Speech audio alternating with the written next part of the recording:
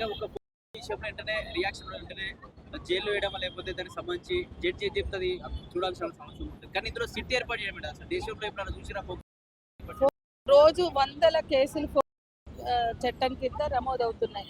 ఎక్కడా వేయని సిట్టు ఇక్కడ ఎందుకు వేశారు?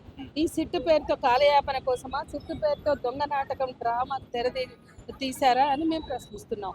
ప్రతి సిట్టు వేసే ఆనవాయితీ ఎక్కడైనా ఉందా, లేదా ఇక్కడే కొత్తగా మీరు మొదలు పెట్టారా? ఎవరి కంటి తుడుపు కోసం కంటి తుడుపు చర్యలుగా ఈ సిట్టుని ముందుకు తెచ్చారు అని ప్రశ్నిస్తూ ఆ సిట్టుకు వచ్చిన అధికారి కూడా ఏం మాట్లాడుతుంది?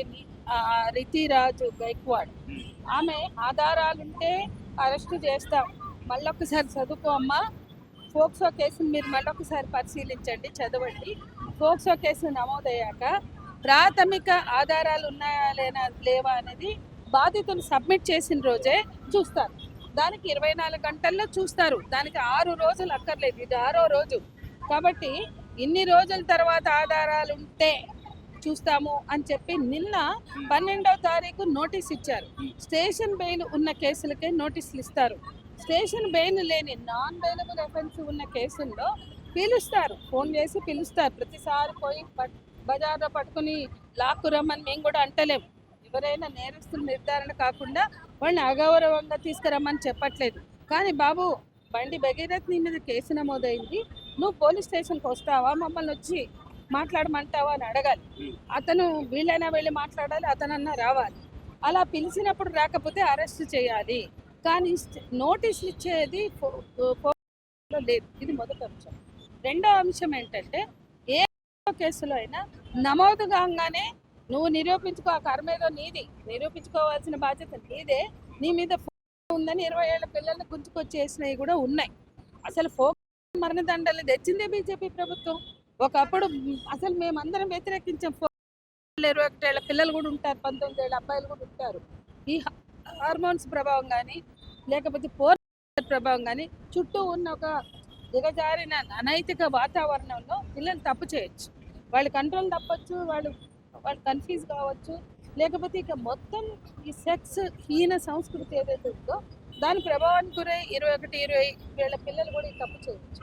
అప్పుడు వాళ్ళని సరిదిద్దాలి, వాళ్ళని రియలైజ్ చేయాలి, వాళ్ళని మనం అందులోంచి, అంటే అమ్మాయిని ముట్టుకోవడానికి వీల్లేదు, అమ్మాయి మేజర్ అయితే ఆమె అంగీకారం లేకుండా ముట్టుకోవద్దు అని స్పృహని కల్పించాలి, దానికి తోడ్పడాలి. కానీ చేసిన నేరం ఉంది కదా, దానికి వాళ్ళు శిక్ష అనుభవించాలి. కానీ అది మరణ శిక్ష కాదు, లైఫ్ ఉండొచ్చు, ఎక్స్టెండెడ్ లైఫ్ ఉండొచ్చు.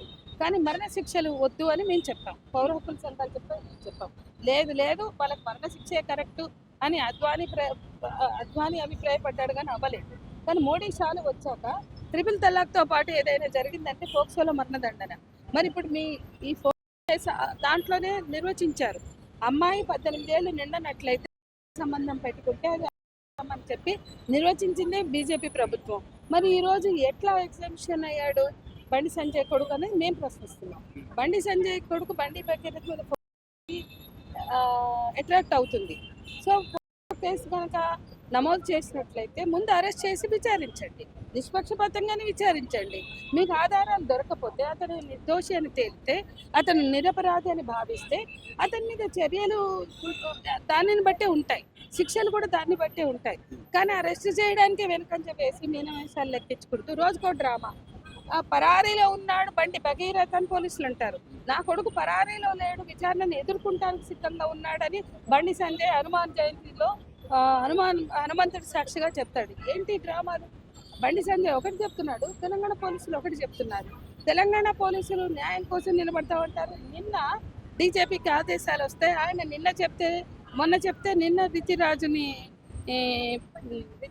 గైక్వాడ్ని నియమిస్తారు. ఆమె నోటీస్ ఇస్తుంది, ఇవాళ 2 గంటలకి అతను రానేలేదు. అపహాస్యం చేస్తున్నాడు తెలంగాణ పోలీసుల్ని. పోయేది తెలంగాణ పోలీసుల ఇజ్జత, లేకపోతే నిలబడేది కనపడేది బండి సంజయ్తో రేవంత్ రెడ్డి గారి మిత్రత్వమా, స్నేహమా, మిత్రుడిగా నిలబడడమా? ఇవాళ ప్రజలు అర్థం చేసుకుంటున్నారు. అంటే ఇవాళ ఒక ఫోక్సో అపరాధి లేదా ఒక ఫోక్సో నిందితుడు తండ్రి ఆయన counter case, honey trap case పెడతాడు. హనీ ట్రాప్ కేసు పెట్టి అతను కూడా నేరంలో భాగం పంచుకుంటాడు. అతనిని 2 రోజుల తర్వాత ఈ హనీ ట్రాప్ పెట్టినాక పోక్సో నమోదైన 2 రోజుల తర్వాత ఆయనను పట్టుకుని నా ప్రియమిత్రుడు బండి సంజయ్ అని ఈయన ప్రకటిస్తాడు. అంటే ఏంటి, మీ సీట్ల సర్దుబాట్లు, మీ రాజకీయ ప్రయోజనాలు తీర్చుకోవడానికి మైనర్ బాలికలే దొరికారా అని మేము ప్రశ్నిస్తున్నాం. బాలికల్ని పణంగా పెట్టి మీ మీ స్నేహాలను పెంచుకుంటారా, మీ ప్రయోజనాలు నెరవేర్చుకుంటారా, లేకపోతే ముఖ్యమంత్రి బయటకు వచ్చి ఈ రాష్ట్రంలో ఉన్న డీజీపీ నుంచి మా అధికారులు లేదా ముఖ్యమంత్రులు అందరూ కూడా బాధ్యత వహించి బయటకు వచ్చి ఒక మైనర్ బాలికకి న్యాయం చేయడానికి నిలబడాల్సింది. ఎందుకంటే బీజేపీ కోసం ఓట్లేయలే రేవంత్ రెడ్డికి, బీజేపీని చూసి ఓట్లేలా, కాంగ్రెస్ని చూసి భారతదేశంలో బీజేపీకి వ్యతిరేకంగా జాతీయ స్థాయిలో కాంగ్రెస్ పోరాడుతుంది. కాంగ్రెస్ ఎస్ఐఆర్ విషయంలో ఎట్లా పోరాడింది, అనేక విషయాలు, అనేక అవినీతుల్లో, అవకతవకల్లో రాహుల్ గాంధీ మాట్లాడితే అర్బన్ నక్సలైట్ ముద్రపడ్డాడు. ఈయన మాత్రం బీజేపీ మిత్రుడిగా ముద్రపడ్డాడు. మేరే సాత్ హమారే సాత్ జోడో అంటున్నాడు ఆయన. ఇవాళ భారత్ జోడో యాత్ర రాహుల్ గాంధీ చేస్తే బీజేపీ జోడో యాత్ర ఇక్కడ రేవంత్ రెడ్డి చేస్తున్నాడు. నువ్వు బీజేపీ జోడోగా ఉంటావా, భారత్ జోడోలో భాగం అవుతావా అని మేము నిలదీస్తున్నాం.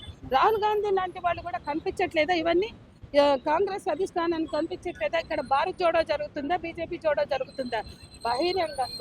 బహిరంగంగా ఓపెన్గా ప్రధానమంత్రి మోడీ హమారే సాత్ జోడో అంటున్నాడు ఆయన.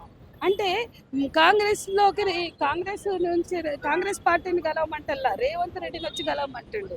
జాతీయ స్థాయిలో కాంగ్రెసే వాళ్ళకి ఫైటర్, వాళ్ళని ఎదిరించి నిలబడేటువంటి పోరాడేటువంటి పార్టీ ఈ దేశంలో. జాతీయ స్థాయిలో ఎందరినో కలుపుకుని, ప్రాంతీయ పార్టీలను కలుపుకుని ఇండియా పార్టీగా పెట్టుకుని ఒక పక్కన పోరాడుతుంటే ఇది ఒక రకంగా కోవర్ట్ ఆపరేషన్ చేసినట్టు చేస్తున్నాడు రేవంత్ రెడ్డి.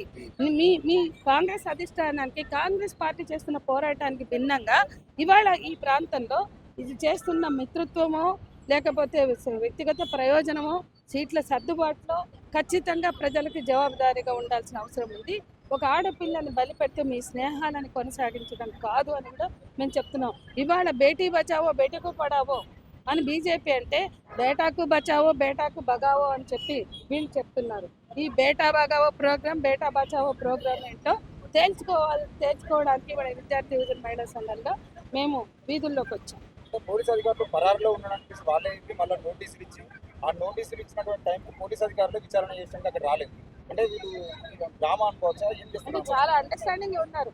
నోటీసులు ఇవ్వడం అండర్స్టాండింగే, పరారీలో ఉన్నారని చెప్పడం అండర్స్టాండింగే, నా కొడుకు పరారీలో లేడు విచారణకు సిద్ధంగా ఉన్నాడని చెప్పడము అండర్స్టాండింగ్లో భాగం. ఇవన్నీ పరస్పర అవగాహనతో జరుగుతున్నాయి. ఎందుకంటే వాళ్ళు పరస్పర మిత్రులు కదా. కాబట్టి వాళ్ళ ఈ రాష్ట్ర ప్రజలు బీజేపీ ఓటేశారా, కాంగ్రెస్ ఓటేశారా, బీజేపీతో మిత్రుత్వం చేయడం కోసం ఓటేశారో తెలుసుకోవాలి. సరే, ఓటు బ్యాంకు రాజకీయాలు పక్కన పెడదాం. ఇక్కడ ఒక అమ్మాయి పణంగా పెట్టి ఓటు బ్యాంక్ రాజకీయాలు చేస్తుంది బీజేపీ, కాంగ్రెస్. కానీ మేము ప్రశ్నిస్తుంది మాత్రం అమ్మాయికి న్యాయం జరగాలి. మైనర్ బాలిక కేసు పెట్టింది, విచారణ చేయండి. విచారణ ఎప్పుడు చేస్తారు? అరెస్ట్ చేసి రిమాండ్కి పంపి బండి సంజయ్ని బర్తరఫ్ చేసి నిష్పక్షపాతంగా విచారణ చేయాలని కోరుతున్నాం. ఇంతవరకు బండి సంజయ్ బర్తరఫ్ అడిగేవాళ్ళం కాదు, కానీ అన్ని విధాల ఆయన ఇందులో భాగమవుతున్నాడు. ఇంటికెళ్ళి బెదిరించాడు, ఇంటికెళ్ళి ఫినాయిల్ తాగింది మా అమ్మాయి, మీ అబ్బాయి బ్రేకప్ చెప్పినాకంటే ఫినాయిల్ రుచి బాగుందా అని అడుగుతాడంట. అట్లా ఇంత అవమానకరంగా నీ కూతురు ఎంతమందితో తిరిగింది, మా అబ్బాయితో తిరిగింది, ఇంకెవరితో తిరగలేదని ఏంటి గ్యారెంటీ అంటాడట. ఇవన్నీ ఆయనకు బ్రేకప్ జనవరి 7 చెప్తే అప్పటి నుంచి వీళ్ళు రోడ్ల మీద పడాలా, పోలీస్ స్టేషన్కి రాలా.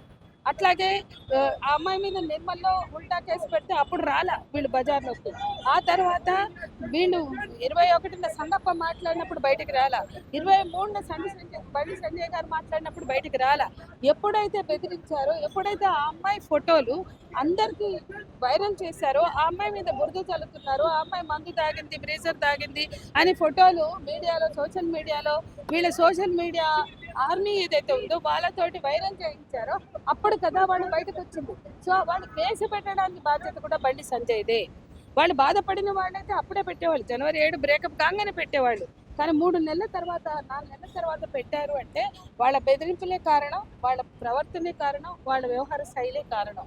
కాబట్టి బండి సంజయ్ ఏ వ్యవహార శైలితో తన కొడుకు ఇన్వాల్వ్ అయిన విషయాన్ని హ్యాండిల్ చేశాడో కూడా మనం ఆలోచించాలి. తన కొడుకు చేసిన తప్పుని కప్పిపుచ్చుకోవడానికి ప్రయత్నించాడే తప్ప పశ్చాత్తాపం ప్రకటించి దాన్ని సవరించి వాళ్ళకి భరోసా కల్పించి, ఎందుకంటే వాళ్ళకి ఇష్టమైంది కాబట్టి తిరిగారు గుళ్ళు గోపురాలకి, అమ్మాయికి ఇష్టమైంది కాబట్టి అతనితో వెళ్ళింది. కానీ ఆ తర్వాత గొడవలు వచ్చాక, బ్రేకప్ చెప్పాక, ఆ అమ్మాయి డిప్రెషన్లోకి వెళ్ళాక ఆ అమ్మాయికి ఇవ్వవలసిన మనోధైర్యం, ఆ అమ్మాయి గౌరవాన్ని కాపాడాలి, ఆ కుటుంబ గౌరవం కాపాడాలి. ఈరోజు చాలా చాలా అసత్య ప్రచారాలు జరుగుతున్నాయి. ఆ అమ్మాయి ఎల్కేజీ నుంచి 10th వరకు ఒక డేట్ ఆఫ్ బర్త్ సర్టిఫికేట్తో చదివితే ఇవాళ సడన్గా కొత్త సర్టిఫికేట్ కొట్టిస్తారట. ఆ అమ్మాయి డేట్ ఆఫ్ బర్త్ తప్పు, ఆ అమ్మాయి మేజర్ అంటే పరస్పర అంగీకారం అంటారు కదా.